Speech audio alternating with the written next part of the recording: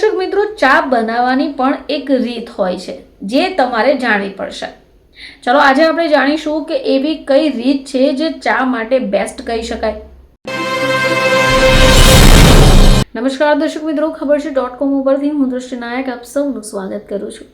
દર્શક મિત્રો, ભારત દેશની અંદર ચા પીવાવાળાની કોઈ જ કમી નથી. આ ઘણી બધી પ્રકારની માર્કેટમાં ચા મળે છે, જેમ કે lemon tea, green tea, black tea વગેરે. પરંતુ આ બધી જ ચાઓ આપણી સામાન્ય ચાની સામે ફેલ છે.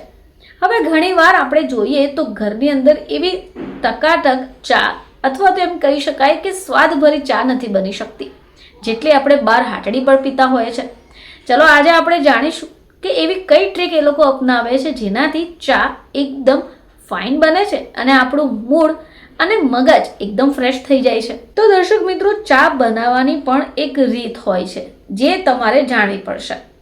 ચલો આજે આપણે જાણીશું કે એવી કઈ રીત છે જે ચા માટે બેસ્ટ કહી શકાય. તો દર્શક મિત્રો, જો તમે 1 કપ ચા બનાવી રહ્યા છો તો એના જ પ્રમાણમાં તમારે ચા પત્તી, ખાંડ, દૂધ, આદુની માત્રા રાખવી જોઈએ. હવે 1 કપ ચામાં 1 મોટી ચમચી ચા પત્તી નાખવાથી તમારી ચા કડવી થઈ જશે.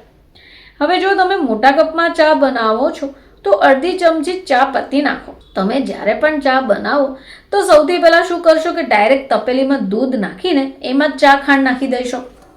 પરંતુ દર્શક મિત્રો, ધ્યાન રાખો કે જ્યારે તમે સૌથી પહેલાં ચા બનાવો તો તપેલીમાં દૂધ ન નાખો. ચા માટે વાપરાતું દૂધ હંમેશા ઉકાળેલું હોવું જોઈએ.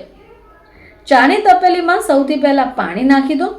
આ પાણી ઉકળી જાય પછી ગરમ કરવા માટે દૂધ મૂકો અને એની અંદર એડ કરી દો. હવે 1 મિનિટ થઈ જાય એટલે ચા પત્તી નાખો અને આ મિશ્રણને ઢાંકીને ઉકળવા દો. આમ કરવાથી ચાનો ફ્લેવર સારી રીતે આવશે. તમે ઈચ્છો ત્યારે તમે ખાંડ નાખી શકો. મિત્રો, ધ્યાન રાખો કે તમે દૂધને ઉકળતા પહેલાં ચા પત્તીને ન નાખો. ક્યારેક છેલ્લે ચા પત્તી પણ ન નાખવું જોઈએ. આનાથી પણ ચાનો ફ્લેવર બગડે છે. હવે માની લો કે તમે ટી બેગ વાળી ચા પી રહ્યા છો તો પાણીમાં ઉકાળીને તેમાં ટી બેગ નાખો અને પછી દૂધ અને ખાંડને એડ કરી દો. હવે કેટલાક ઘરોમાં શું થતું હોય છે કે ચાનો ઘેરો રંગ લાવવા અથવા જલ્દીથી ચા બનાવવાના ચક્કરમાં એને હાઈ ફ્લેમ પર બનાવવા માટે આવે છે. ચા પત્તી વધારે એડ કરવામાં આવે છે. જો કે આ બાબત પણ ખોટી છે.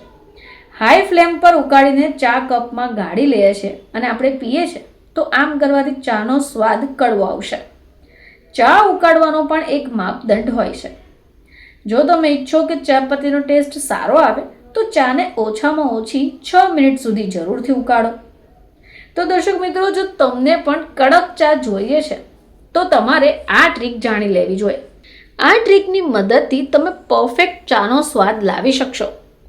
ફરીથી તમારી સમક્ષ હાજર થઈશું. ત્યાં સુધી જોતા રહેજો ખબર છે .com.